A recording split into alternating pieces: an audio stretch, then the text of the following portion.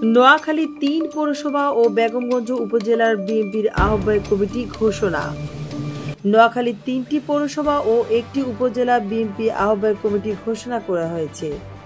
শনিবার ১৬ আগস্ট জেলা বিএনপির আহ্বায়ক মাহবুব আলমগীর আলো ও সদস্য সচিব সাবেক মেয়র হারুনুর রশিদ আজাদ এই কমিটির অনুমোদন দেন।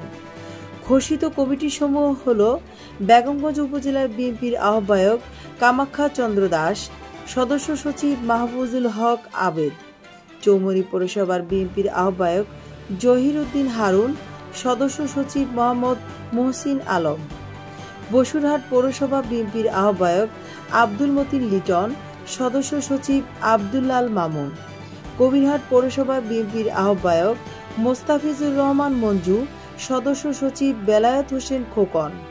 জেলা বিএনপির পক্ষ থেকে জানানো হয়, নবগঠিত আহ্বায়ক কমিটিগুলো আগামী ৪৫ দিনের মধ্যে তাদের নিয়ন্ত্রণাধীন সকল ইউনিয়ন কমিটির সম্মেলন সম্পূর্ণ করবে।